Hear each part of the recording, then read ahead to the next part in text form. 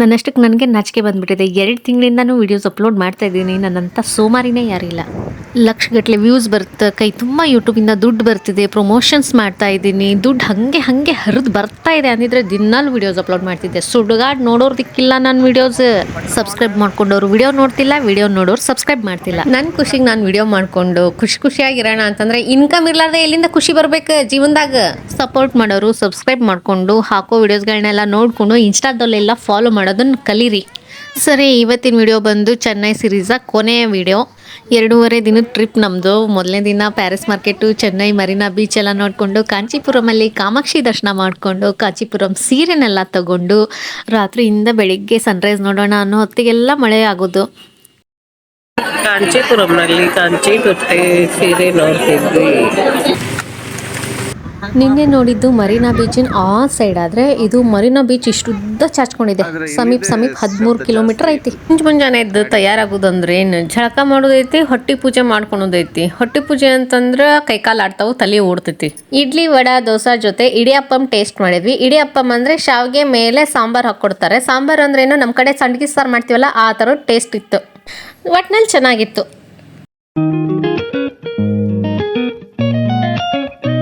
ನೀಲಿ ಆಕಾಶ, ನೀಲಿ ಸಮುದ್ರ, ಕಣ್ಣಿಗೆ ಎಷ್ಟು ತಂಪು ಅನಿಸ್ತದ. ಭಾರತದ ಪ್ರಮುಖ ಬೀಚ್ಗಳಲ್ಲಿ ಒಂದು ಮರೀನಾ ಬೀಚ್. 13 ಕಿಲೋಮೀಟರ್ ಉದ್ದದ ಅತಿ ಹೆಚ್ಚು ಮರಳನ್ನ ಹೊಂದಿರುವಂತ ಬೀಚ್ ಇದು. ಬಂಗಾಳ ಕೊಲ್ಲಿಯಲ್ಲಿ ಸೂರ್ಯೋದಯ ನೋಡ್ಬೇಕು ಅನ್ನೋ ನನ್ನ ಆಸೆ ಇವತ್ತು ಕೂಡ ಈಡೇರಲಿಲ್ಲ, ಬಿಕಾಸ್ ಆಫ್ ಮಳೆ. ಮುಂಚಿತವಾಗಿ ಟಿಕೆಟ್ ಬುಕ್ ಮಾಡಿದ್ರಿಂದ ಸೈಕ್ಲೋನ್ ಇದೆ, ತುಂಬಾ ಜೋರಾಗಿದೆ ಅಂತಂದ್ರೂ ಕೂಡ ಅದನ್ನು ಎಕ್ಸ್ಪೀರಿಯನ್ಸ್ ಮಾಡೇ ಬಿಡೋಣ ನಡ್ರಿ ಅಂತೇಳಿ ಬಂದಿದ್ದು. ಆದರೆ ನಮಗೆ ಅಷ್ಟೊಂದೇನು ಬಾಧಿಸ್ಲಿಲ್ಲ. ಅದು ಮೀನುಗಾರರ ಓಣಿ ಇದು.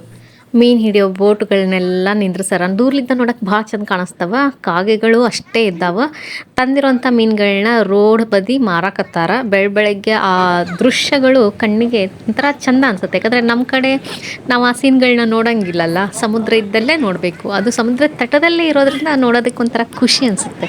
ರಸ್ತೆ ಪಕ್ಕದಲ್ಲೇ ಮೀನುಗಳನ್ನ ಒಣಗಿ ಹಾಕಿರೋದು, ಮೀನು ಮಾರೋರು, ಮೀನು ತಗೊಳ್ಳೋರು. ಕೆಲವೊಂದು ಕಡೆ ಈ ಬೋಟೇ ಒಂಥರ ನಾರ್ತಿರುತ್ತೆ. ಬಟ್ ಇಲ್ಲಿ ಮೀನು ಮಾರ್ತಿದ್ರು ಅಷ್ಟೊಂದೇನು ಸ್ಮೆಲ್ಲು ವಾಸನೆ ಅಂತ ಏನು ಅನಿಸ್ಲಿಲ್ಲ. ನಾರ್ಮಲ್ ಆಗಿತ್ತಪ್ಪ. ಮೂಗಿಗೆ ಘಾಟು ಕಿರಿಕಿರಿ ಆ ಥರ ಏನಿರಲಿಲ್ಲ. ಈ ಸುಂದರವಾದ ದೃಶ್ಯ ವೈಭವವನ್ನು ನೋಡ್ಕೊಳ್ತಾ ನಾವೀಗ ಹೊರಟೀವಿ ಅಷ್ಟಲಕ್ಷ್ಮಿ ದೇವಸ್ಥಾನಕ್ಕೆ. ಚೆನ್ನೈಯಲ್ಲೇ ಫೇಮಸ್ ಟೆಂಪಲ್ ಇದು. ಟೂರಿಸ್ಟ್ ಎಲ್ಲ ಹೋಗ್ತಾರೆ ಇಲ್ಲಿಗೆ. ಬಿಸಿಲಿದೆ, ಹ್ಯುಮಿಡಿಟಿ ಎಲ್ಲ ಇದೆ, ಆದರೆ ನಮ್ಮ ರತ್ನಗಿರಿ ಅಷ್ಟು ಇಲ್ಲ. ಇದು ನದಿ ಅಲ್ಲ, ಸಮುದ್ರದ ನೀರು ಒಳಗಡೆ ಚಾಚ್ಕೊಂಡಿರುತ್ತಲ್ಲ ಅದು. ಇವತ್ತು ಬಂದಿರೋ ಈ ಡ್ರೈವರ್ ಅಣ್ಣಂಗೆ ಗಿರ್ದಂಬರ್ದ ಹಿಂದಿ ಬರುತ್ತೆ, ಹಾಗಾಗಿ ಸ್ವಲ್ಪ ಮ್ಯಾನೇಜ್ ಆಗ್ಬೋದು. ಗಾಡಿದೆಲ್ಲ ಮಿಸ್ ಮಾಡ್ಕೊಂಡು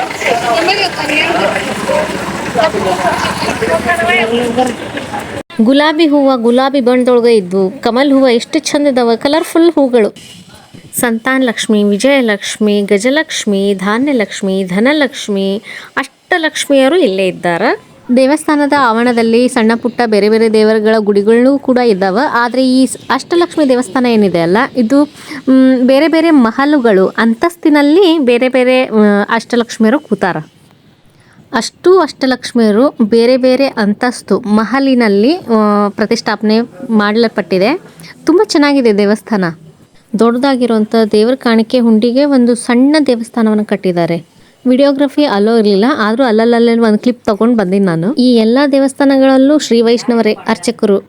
ಈ ಮಸ್ತ್ ವ್ಯೂ ನೋಡ್ರಿ, ಎಂಥ ದೃಶ್ಯ ವೈಭವ.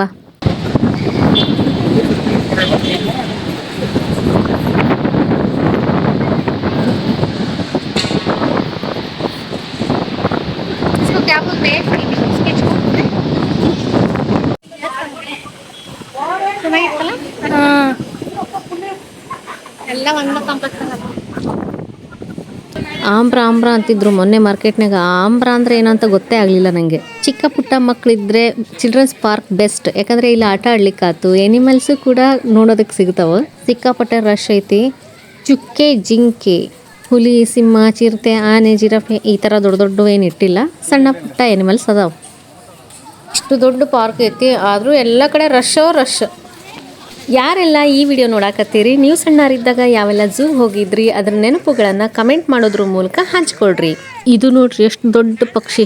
ಇದು ನಮ್ಮ ಬಿಂಕದಕಟ್ಟಿ ಝೂನಾಗೂ ಅದಾವ ಇವು. ನಮಗೆ ಹೊಸ ಇವೆಲ್ಲ ಬಂದು ನೋಡೋಕ್ಕೆ, ಬಟ್ ಅವಕ್ಕೆ ಜೀವನನೇ ಇದಲ್ಲ, ರೆಸ್ಟ್ ಮಾಡತ್ತವು. ಚುಕ್ಕೆ ಸಾರಂಗ ಇದು. ನಂಗೆ ಈ ಪಾರ್ಕ್ನ ಪ್ರೊನೌನ್ಸ್ ಮಾಡೋಕೆ ಬರವಲ್ದು. ಗಿಂಡಿ ಚಿಲ್ಡ್ರನ್ಸ್ ಪಾರ್ಕ್ ಅಂತ. 5ರಿಂದ 12 ವರ್ಷದೊಳಗಿನ ಮಕ್ಕಳಿಗೆ 10 ರೂಪಾಯಿ ಟಿಕೆಟ್ ಇದ್ದರೆ ದೊಡ್ಡವರಿಗೆ 60 ರೂಪಾಯಿ. ಬೆಳಿಗ್ಗೆ 9 ಗಂಟೆಯಿಂದ ಸಾಯಂಕಾಲ 5:30ವರೆಗೂ ಪಾರ್ಕ್ ಓಪನ್ ಇರುತ್ತೆ. ಆಮೇಲೆ ಮಾಂಸ ಹಾಕ್ತಾರಂತೆ, ನಾನು ಇಲ್ಲೇ ನೋಡಿದ್ದು. ಇನ್ನೂ ಏನೇನೋ ಇದ್ದು ರೀ, ನನಗೆ ನೋಡೋಕ್ಕೆ ಆಗಲಿಲ್ಲ. ಯಾಕಂದರೆ ನಮ್ಮ ಹುಡುಗರು ಆಟ ಆಡ್ಬೇಕು ಅಂದ್ರು. ಹಾಗಾಗಿ ಅವ್ರನ್ನ ಸ್ವಿಂಗ್, ಜೋಕಾಲಿ, ಜಾರುಬಂಡಿ ಇರೋ ಕಡೆ ಆಟ ಆಡ್ಸಕ್ಕೆ ಕರ್ಕೊಂಡು ಹೋದೆ. ಈ ಚಿಲ್ಡ್ರನ್ಸ್ ಪಾರ್ಕಲ್ಲೇ ನಿಮಗೆ ಹಾವುಗಳು ಕೂಡ ನೋಡೋಕೆ ಸಿಗ್ತಾವೆ. ಅದ್ರ ಜೊತೆಗೆ ಇದ್ರ ಪಕ್ಕದಲ್ಲೇ ಸ್ನೇಕ್ ಪಾರ್ಕ್ ಕೂಡ ಇದೆ. ಅಲ್ಲಿ ಬರೀ ಸ್ನೇಕ್ಸ್ ಇರೋದು. ಟೈಮ್ ಇತ್ತು ಅಂದ್ರೆ ಮಕ್ಕಳಿಗೆಲ್ಲ ತೋರಿಸ್ಬೇಕು, ಅವ್ರಿಗೆ ಬೋರ್ ಆಗ್ತೈತಿ, ಅವ್ರು ಆಟ ಆಡೋಕೆ ಇಷ್ಟಪಡ್ತಾರ ಅಂದ್ರೆ children's park best option. Rat snake ಒಂದೆರಡು ಹೆಬ್ಬ ಬಿಟ್ಟು ಬೇರೆ ಹಾವೇ ಇಲ್ಲ ಇಲ್ಲಿ. ಬಾಜುನ ಸ್ನೇಕ್ ಪಾರ್ಕ್ ಅಂತನ ಮಾಡ್ರ ಹೊತ್ನ್ಯಾಗ ಇಲ್ಯಾಕೆ ಹಾವು ತಂದಿರ್ತಾರವ್ರು. ಅಲ್ಲಿ ಕ್ರೊಕೊಡೈಲ್ಸು ಅದಾವಂತ.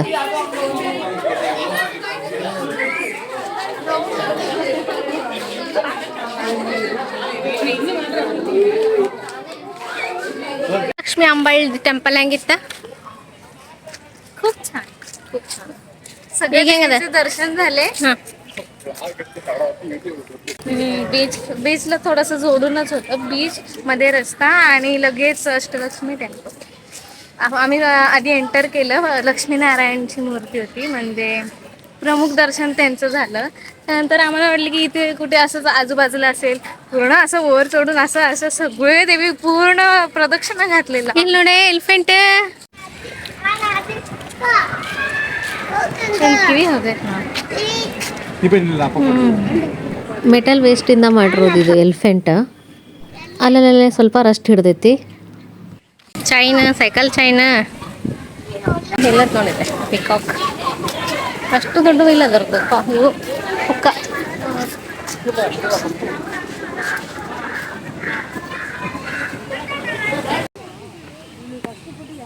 ಬರೇ ಅಡ್ಡಾಡ್ಸೋದೇನು, ನಮ್ಗೆ ಆಟ ಆಡೋಕ್ಕೇನಿಲ್ಲನ ಅಂತ ಹೇಳಿ ಅಂದಿದ್ದಕ್ಕೆ ಅವ್ರನ್ನೀಗ ಆಟ ಆಡ್ಸಕ್ಕೆ ಕರ್ಕೊಂಬಂದಿವಿ. ಫುಲ್ ಖುಷಿಯಾಗ್ಬಿಟ್ರ.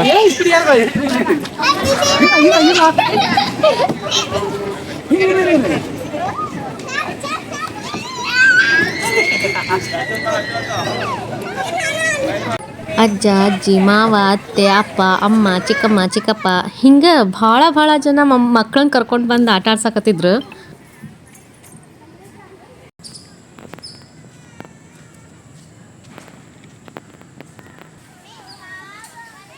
ಇಲ್ಲೇ ಸ್ಕೂಲಿಂದ ಪಿಕ್ನಿಕ್ ಬಂದಾರ ನೋಡ್ರಿ.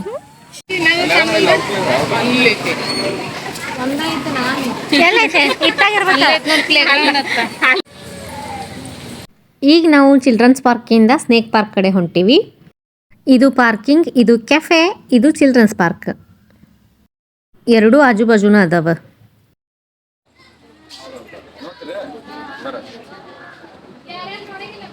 ಇದನ್ನು ಸಹಿತ ಅಷ್ಟ ರಶ್ ಐತಿ.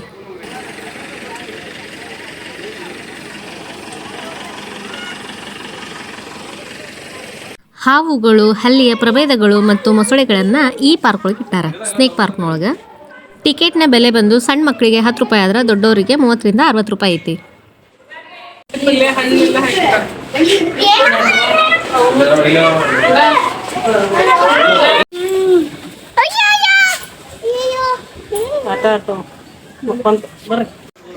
ಗ್ವಾಡಿ ಹೆಂಗಿರತೈತಿ ನೋಡ್ರಿ ಇಲ್ಲಿ ಹಾವು. ಈ ಹಾವಂತೂ ಕನಸಾಗ ಬರ್ತಾವ ನನಗರ.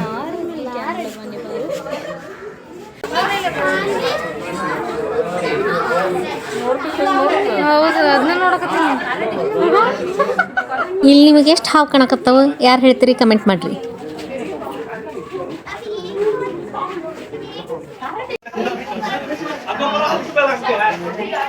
ಇಲ್ಲೇ ಮಂಗ್ಯ ನೋಡಕತ್ತೀವಿ. ಅಲ್ಲಿ ಚಿಲ್ಡ್ರನ್ಸ್ ಪಾರ್ಕ್ನಾಗ ಇವಿರಲಿಲ್ಲ. ಅವನ್ನೆಲ್ಲ ತಂದು ಇಲ್ಲಿ ಸ್ನೇಕ್ ಪಾರ್ಕ್ನಾಗ ಹಾಕ್ಯಾರ. ಇದು ಅಷ್ಟು ಚಂದದ ಪಾರ್ಕ್. ದೊಡ್ಡವರು ಸಣ್ಣವರು ಎಲ್ಲರೂ ಕೂಡ ಭೇಟಿ ಕೊಡ್ಬೋದು.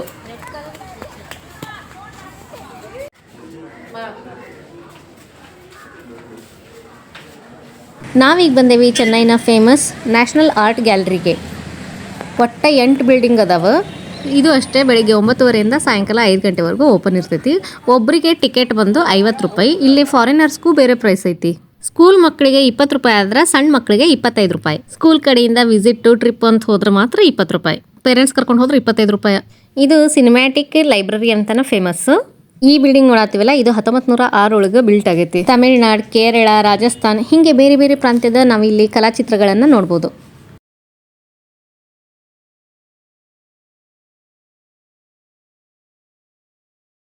ಇದು ಇನ್ನೊಂದು ಬಿಲ್ಡಿಂಗ್ನಾಗಿರುವಂಥ ಮ್ಯೂಸಿಯಮ್. ಇಲ್ಲಿ ನಾವು ಬೇರೆ ಬೇರೆ ರಾಜ್ಯಗಳ ವೇಷಭೂಷಣಗಳನ್ನು ನೋಡ್ಬೋದು.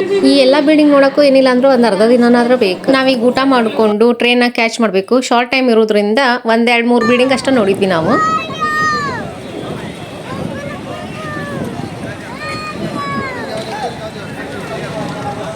ಚೆನ್ನೈನ ಈ ಸೀರೀಸ್ ಹೇಗೆ ಅನ್ನಿಸ್ತು? ನೀವು ವ್ಲಾಗ್ಸ್ ಎಲ್ಲ ನಾನು ಇನ್ಸ್ಟಾಗ್ರಾಮಲ್ಲಿ ಸಿಗುತ್ತೆ. ಇನ್ನು ಯಾರು ಇನ್ಸ್ಟಾಗ್ರಾಮಲ್ಲಿ ನಾನು ಫಾಲೋ ಮಾಡ್ತಿಲ್ಲ, ಫಾಲೋ ಮಾಡ್ಕೊಳ್ಳಿ. ನೆಕ್ಸ್ಟ್ ಟೈಮ್ ನಾನು ತಮಿಳ್ನಾಡು ಟ್ರಿಪ್ ಮಾಡಬೇಕಂದ್ರೆ ತಮಿಳು ಕಲ್ಕೊಂಡೇ ಬರೋದು. ಇಲ್ಲ ಅಂದರೆ ಭಾಷೆ ತುಂಬ ಸಮಸ್ಯೆ ಆಗುತ್ತೆ. ಹಾಗಾಗಿ ನಮ್ಗೆ ಇಲ್ಲಿ ಮೋಸ ಹೋಗೋದು ಜಾಸ್ತಿ ಆಗುತ್ತೆ. This is Mangaluru express and this is Hubli. ಏನೋ ಕೊಡಂಗಿಲ್ಲ ಬಾಲೆ ನಿಂಗೆ ಕೊಡಿಸೈತೆ ಎಲ್ಲ ಹಾಕಿ ಕೊಡಿಸಲ್ಲ. ಈಗ ನಮ್ಮ ಟ್ರೈನ್ ಬಿಡಾತೈತಿ. ಟೈಮ್ ಬಂದು 3:40.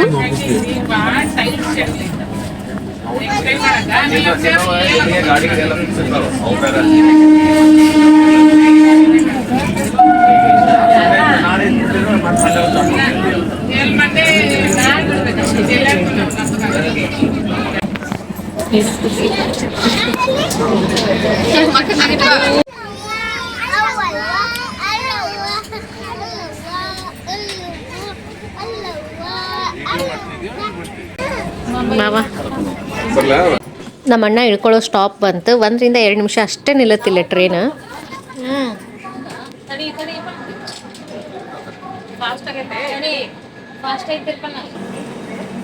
ಭಾರವಾದ ಮನಸ್ಸಿಂದ ನಮ್ಮ ಅಣ್ಣನ ಕಳಿಸ್ಕೊಟ್ವಿ. ಚೆನ್ನೈಯಿಂದ ಹುಬ್ಳಿ ಬರೋ ಹೊತ್ತಿಗೆ ನಾವು ಹುಬ್ಳಿ ರೀಚ್ ಆಗಿದ್ದು ನಶಿನ್ಯಾಗ 4 ಗಂಟೆಗೆ. ಈ ವಿಡಿಯೋ ನಿಮ್ಮೆಲ್ರಿಗೂ ಇಷ್ಟ ಆಗಿದೆ ಅಂತ ಭಾವಿಸ್ತಾ ಸಿಗ್ತೀನಿ ಮುಂದಿನ ವಿಡಿಯೋದಲ್ಲಿ. ಬಾಯ್ ಬಾಯ್.